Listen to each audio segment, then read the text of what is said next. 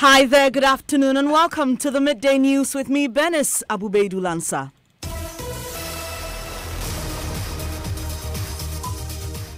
This bulletin is coming to you live from our studios here at Kokomlemle in Accra on digital address GA0993341 on Joy 99.7 FM.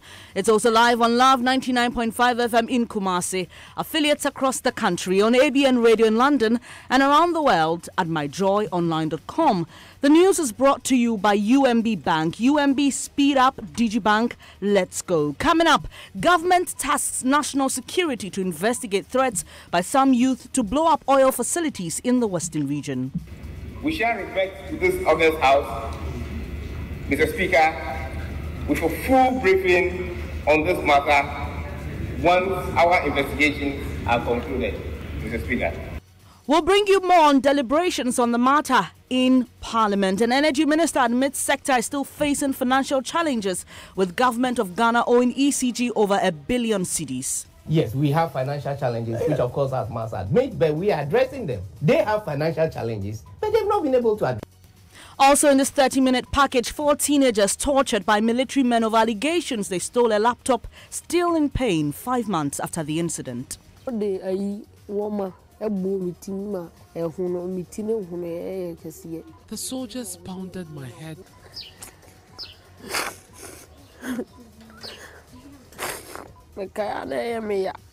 And later in sports, Ghana Football Association Technical Director Utia Kenten insists the current Black Maiden squad should not be disbanded despite their failure to win this year's FIFA Under-17 Women's World Cup. On Tech Thursday, we'll tell you about the young Ghanaian scientist who has built a device to detect gas leakages. You can have this installed in your house or your warehouse in maybe Tema, and it can be in Accra or even travel outside and still read the readings of it. Details shortly.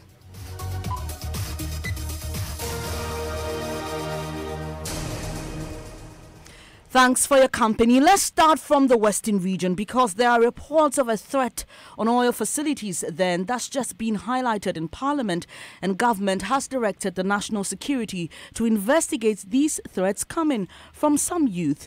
Former Energy Minister Emmanuel Boah, in a question tabled to the Energy Minister to come answer, demanded details on what is being done to avert such a situation. Peter Mewu says he has handed the issue over to the national security because of its sensitive nature. Mr. Speaker, owing to the sensitivities surrounding this very important matter and taking into consideration its national security implications, the Ministry of Energy, as part of its strategies for remedial actions, is liaising with the National Security Secretariat for a coordinated effort to dealing with the matter effectively and efficiently. We shall revert to this August House, Mr. Speaker, with a full briefing on this matter once our investigations are concluded, Mr. Speaker. Right, Honourable Speaker, I thank the Honourable Minister for providing this answer. May I take this to be an answer? Yes, we are aware of an issue and it's being investigated. Can I take your answer to mean that, yes, you are aware of an issue like this and you are working to deal with it? But you can't give us the details for various reasons. Should I take this to be a yes answer? Yes, Honourable Minister. Thank you, Mr. Speaker. Mr. Speaker, because of the sensitivities of the issue, we have officially written to National Security to investigate the matter on behalf of the Ministry. Thank you, Mr. Speaker. Yes, Honourable Minister. Honourable Speaker, I respect the views of the Minister and we look forward to a full briefing whenever it gets the appropriate. So that happened in Parliament a while ago. Let's head there. Parliamentary correspondent Joseph Opoku Gakpo joins us with more. Joseph, who are these youth and why are they making these threats? And so this is a question that Emmanuel Amakofo-Boah, it actually stood in his name, but he wasn't present on the floor to ask it himself. Kwame Agboja, the MP for Adaklu, asked the minister that question a while ago on behalf of Emmanuel Amakofo-Boah. Let me put that question directly to Kwame Agbodza. Who are the youth who threaten this blasting, and where exactly are they coming from? As the minister said, this is a very sensitive issue, and as far as we are concerned, we ought to do the right thing by giving the appropriate information for government to take the necessary steps to protect life and property, especially those in the oil cave. At this stage, it is a bit dangerous to mention the youth, but they appear to have some grievances. I was satisfied to an extent when the minister said they've taken the issue seriously and they've asked national security and the relevant security agencies to deal with it. But we are waiting to see the exact actions. If we begin to preempt and mention it now, it may compromise the investigation. Just for clarity, this is information that comes to your attention at the level of the minority in Parliament, for which you felt the minister should appear before the House to respond to. Is that the case? Exactly so. And the issue is quite serious because, as you know, our oil installations have become a significant part of this country's economic security. So anything that threatens our well-being. So we believe something must be done again. Well, it may not be something we can put on air, but it shouldn't go that far. But we believe once the minister is on the case, they will take the necessary actions. We, as a responsible opposition, want to pull back in terms of, going too direct about these things, and expect the minister and his colleagues, especially those related to security, to do the necessary thing to protect life and property at the oil and cave. As the MP for Adaklu, Kwame Agbodza there, Dennis. Right, Joseph, we know the House is also concluding debate on the 2019 budget statement for approval. What have the leaders of both sides been saying? So the minority leader, Haruna Iddrisu, is still on the floor debating the budget statement. He's, for example, been saying that with the Ministry for Special Development Initiatives, they, the minority, are demanding that the president scraps that particular ministry. They were allocated about 1.5 billion cedis for 2019, but according to the minority leader, there's been a situation of their work conflicting with the Coastal Development Authority, Zongo Development Authority, Northern Development Authority, and the Middle Belt Development Authority, when they think they are hijacking the powers of all these authorities. And so he served notice that they, on the minority side, would not support approval for the 1.5 billion Ghana cedis that has been allocated to that particular ministry. And he's also been raising issues with what he says is the rising debt stock of the country, which he says has currently hit more than 50 billion cedis since NPP came into power. And so they're asking government to watch that. Thank you, Joseph Opoku-Gakpo, joining us with details from Parliament. Now, Energy Minister John Amewu has admitted that the financial crisis that plagued the sector some time ago still persists. The minority in Parliament had argued that the current power outages were largely due to government's inability to raise money to fulfill its obligations, a claim that had been rejected by government. Speaking to Evans Mensah on PM Express last night, the Energy Minister stated that this government has contributed very little to the money problems the power sector is facing. Yes, we have financial challenges, which of course, as Mas admit, but we are addressing them. They have financial challenges, but they've not been able to address them. But part of the problem, you've admitted you have financial challenges. Yeah. What is the nature of the financial challenges you have? No, basically, the energy sector has accumulated a lot of legacy debts over the period, which you know. Mm-hmm. The debt burdens on the agencies are very, very huge. I can just go through, for instance, the entities to be paid, okay? The entities to be paid currently, Greco, for instance, that's up to September 18. We have about 132 million. Okay. Asogli, 122 million. Senate, 86 million. Bui, 209. Ghana Gas, about 430. Boss, 217. And all these are in million. GMPC, 255. Other power producers combined together, 244. VRA, so... And these are the entities to be paid. The entities in debt, okay? Government of Ghana, 1.2 billion. So government of Ghana owes who 1.2 billion? Government of Ghana owns, for instance, if you do the metrics well, you realize that most of the debt being owned, which government of Ghana needs to be paid. Our debts need to be paid to ECG. ECG. So you owe ECG 1 billion. $1 billion plus. About that, because government of Ghana is a major consumer of electricity. So you have not paid your bills? Yes, of course. Yeah. We have not paid the bills, government of Ghana. And these are legacy debts. These are debts that keeps on mounting. Including what you've also consumed. Precisely. Okay. Over the last 2 years. Precisely. And again, some of these debts are also as a result of, some power not being consumed but ought to be paid for, which I will explain later on in terms of the capacity charges that we pay.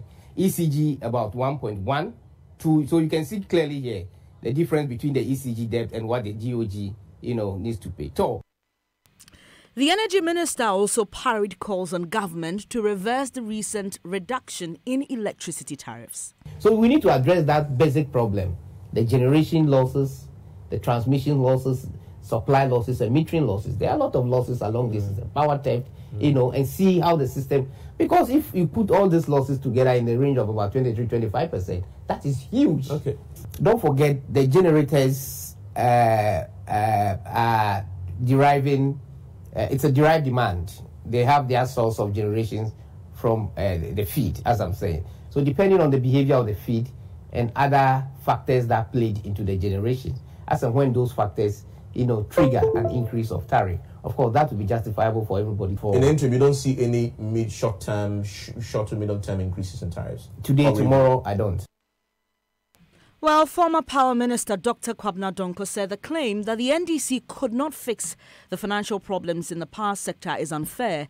He maintains the Energy Sector Levies Act was enacted to raise money for that, something the current government is abusing. So you see, we envisage that the legacy debt, that is, if we were not adding to it, the legacy debt would have been cleared in 5 years. I see. Yeah, that was why... From 2015. Yeah, that was why ESLA was for 5 years. Yeah. Within the 5 years, the legacy debt could have been cleared. That is, if we were not adding to it. The government found it useful to extend ESLA for whatever reasons. They have the mandate of the people, so they say, instead of 5 years, we're extending ESLA. So they issue some bonds on the back of ESLA, 10-year bonds. Yeah. Which means the tax is not going to be retired in 5 years. It will go beyond the 5 years. That's fine. So we still have a basic finance problem in the sector. You see, let's move away from this NDC, MPP thing. It's unhelpful. And it's been one of the challenges we've had in this country, especially in the power sector. You see, when the fundamentals are wrong, to borrow from our vice president, you'll be exposed. Okay. Look, if you take the last tariff adjustment, the last tariff adjustment did not help the energy sector. Look, let me give you the effect of part of the effect of the decision. In 2016, ECG made profits. You heard former Power Minister Dr. Kwabena Donkor speaking to Raymond Akwa on Upfront. Away from the energy sector, police and military in the northern region have jointly embarked on an operation to send a signal to people who intend to foment trouble ahead of the funeral rites of the two Yanas. The Asantehene-led group of eminent chiefs, after 12 years of mediation, finally got the feuding factions, the Abudu and Andani Gates, to commit to a peace pact that ensures the observance of the final funeral rites of the late two chiefs and subsequent enskinment of a new Yana. But there has been resistance from some members of the Andani Gate over the performance of Na Muhammadu Abdullah's funeral at the Gbewa Palace, leading to heightening tension in the region. At this morning's operation, dubbed Show of Force, PRO of the Northern Region Police, DSP Tanko Yusuf, said they are poised to deal ruthlessly with any miscreants. Christmas is approaching. Criminal activities do soar during Christmas. We also have a lot of activities ahead of us. Farmers' Day is here in the northern region. We have 2 funerals to perform in Yendi. So we need to come out to let the people understand that their defenders are there. We have the resources, we have the men, we have the equipment, and we are going to defend them. Operation Show of Force is to tell law-abiding citizens that the police, the military, the security agencies are there to defend them. And to also send signals to bad persons that we are there to stop them from succeeding in their nefarious activities. You heard PRO of the Northern Region Police, DSP Yusuf Tanko. The Northern Region Minister Salifu Said also urged the security personnel to keep their morale high, adding government will continue to support them with whatever it takes to ensure the region remains peaceful. He also sent a word of caution to troublemakers. We are very ready to roll out various measures and mechanisms to implement the roadmap to the latter. But we also want to send a clear signal to the entire citizens of the North that, first of all, we thank you for your cooperation, especially the chiefs and people, elders, imams, pastors, and everybody, especially the youth groups, for your maximum cooperation you have shown. We also want to tell the bad ones, people who want to hide under the cover of darkness or make unusual movement and groupings to plan bad things, the security, they are ready for them. And when they cross the line, they will deal with them decisively. The Northern Regional Minister Salifu Said there. Our correspondent Martina Bugri witnessed this morning's operation show of force and joins us. Martina, what form exactly did this operation take? What happened was that they brought out various ammunition and logistics they would normally use to conduct any operation to show up to the world. And so they moved to Tamale, to Tolong, and then to Savilugu to create the awareness that they existed and they had the power to defend the nation. Thank you very much, Martina Bugri there with updates from the Northern Region. Now, 4 teenagers in Sunyani are crying for justice 5 months after military men tortured them for allegedly stealing a laptop computer. They suffered deep cuts on their faces, hands, legs and backs as a result of severe beatings. Now, they say although they maintained their innocence, the soldiers refused to listen to them. This is one of many stories catalogued in a Hotline documentary titled As If We Weren't Human, produced by Jojo Kobina. On June 24, 2008, 4 children in Sunyani were brutalized by the military for allegedly stealing a computer. A picture taken after the children were beaten showed the boys had severe cuts on their head, hands, faces and backs. The children said at 3 a.m. a group of military men dragged them to the military barracks in Sunyani and tortured them to confess to a crime they did not commit. I am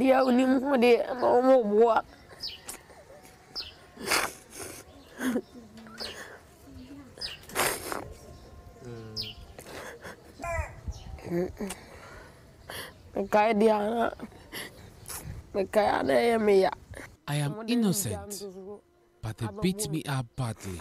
When I recollect what they did to me, then I become very sad. Kwesi, a name I altered to protect his identity, is emotional.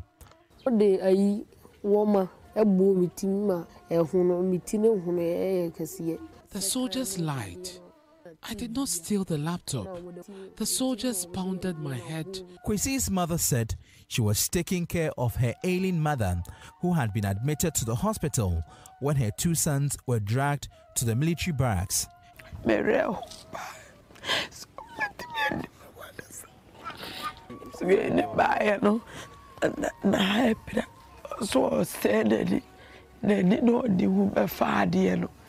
really beat my children. They wanted to destroy the eyes of my child. When I saw them, I thought they were dead. The Commission on Human Rights and Administrative Justice has been investigating the case for 5 months, but the family of the victims are unhappy with the pace of the investigations. Human rights for young free named the Oko be so more almost investigation Abadi Asam Santi or Modi Asam Nikika Krakra. Naja, ya debate na fie. The Bronga Hafo Shraj director, Halima Tunuhu, touched on what the military had been telling her concerning the alleged brutality. They didn't admit brutalizing the children. They admitted questioning the children concerning a missing laptop and that the children sustained some injuries. That is what they say in their comments. But as to them admitting brutalizing them, no. On the face of it, yes, something happened.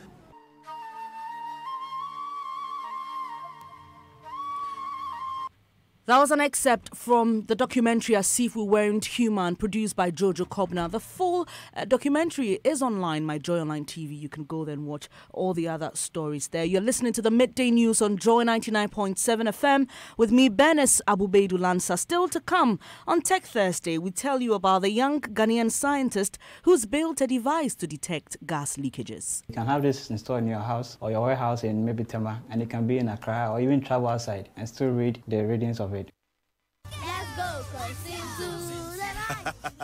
My name is Kwame Sefakai, and most of you know me as a media personality, but I am also a family man. The UMB mobile banking app, UMB Speed App, saves me so much time by letting me do almost all of my banking transactions on my phone. The cardless withdrawal feature allows me to withdraw cash from any UMB ATM without an ATM card. I can also pay bills, transfer money, request for a loan, invest money, and so much more. So now, I can spend less time at the bank and more time with the ones I love. Bank anywhere and anytime with a UMB mobile banking app, UMB Speed App, and get the time to do what you love most. Download the UMB Speed App from your Android, iOS, or Windows phone today. Call 0302-633-988 for more information. UMB Speed App, Digibank, let's go!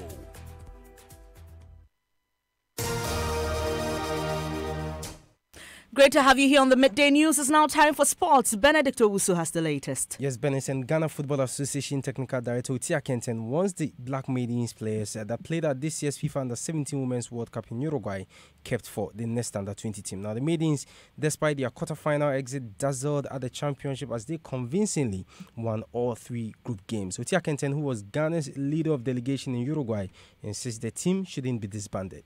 Should not be left just like that. Progressional method should be followed, should be strictly followed. That is moving from one level to the other. The girls have shown that in future they will be able to do very well. We will want to plead that the girls should not be left just like that.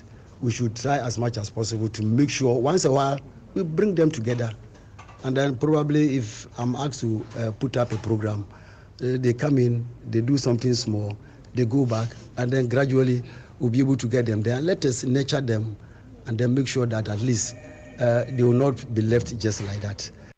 All right, that's Utia Kenten. He's a technical director at the Ghana Football Association. After last night's run of matches in the UEFA Champions League, is the 10 of the Thursday night teams. So Chelsea, the likes of Arsenal, will all play later tonight. And Chelsea in their group, they already qualified to the next stage of the competition. They are at home at the Stamford Bridge to play against Thessalonica FC. Arsenal are away to play against Voskla Poltava. Thank you, Benedict Owusu, there with the latest from the world of sports. Tomorrow is Red Friday. Yes, and campaigners of the Right to Information law will be clad in red. This is why, after various missed deadlines by government and MPs over the years, the RTI coalition launched this campaign to pile pressure on Parliament to pass the bill into law. Former Dean of the Gimpa Law School, Ernest Kofi Abochi, says the government of the day stands to benefit more from passing this bill. Parliament is supposed to detail these out and then to state the exception, the circumstances under which if a person claims access to particular information, government can deny that for certain justifiable reasons, a particular information should not be released to a person. So the RTI bill and therefore the RTI Law Act is rather to the benefit of government. It's to the benefit of an administration, which includes Parliament, which includes the whole body of our government.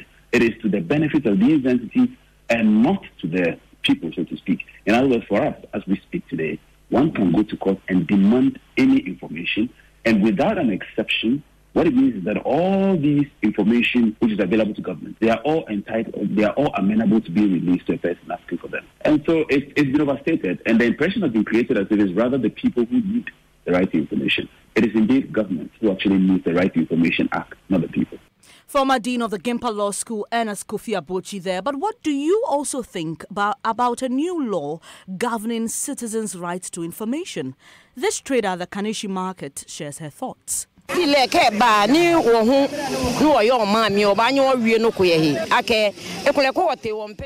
the law is passed, we the citizens can now have a voice. For instance, when I visit my constituency, I can exercise my right about things that are bothering me. My MP is around. I should have the right to ask him for information. Currently, the bill is not in place, so I will plead with our parliamentarians to quickly pass it.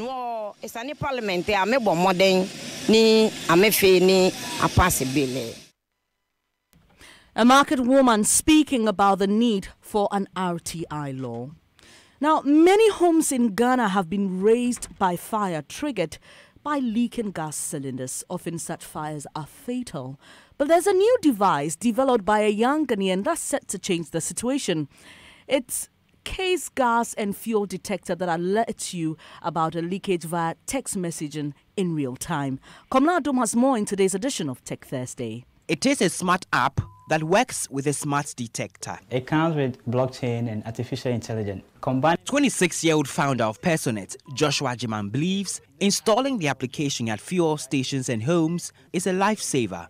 And here's why. It has a sensor that's able to detect smoke, fire, and LPG gas leakages. This also is a temperature and humidity. So combining the two, you'll be able to know whether the smoke you are measuring has a moisture content or has a hot temperature. Based on those data we collect, we can now run an algorithm to predict whether it's fire, it's gas leakages, or is just some neighboring smoke or something. By upscaling this smart smoke detector application, lives and properties could be saved and the impact of some of the explosions could be mitigated. Fixed in your house or warehouses, your cold store, is able to tell you the temperature and humidity reading right to your phone, wherever you are. So you can have this installed in your house or your warehouse in maybe Tema, and it can be in Accra or even travel outside and still read the readings of it. So there you have it. Your homes, offices, warehouses, gas and fuel stations just got a life and property saving intervention. This, for instance, is a temperature humidity sensor. Ghana now launched a commodity exchange platform. It means they're going to create warehouses.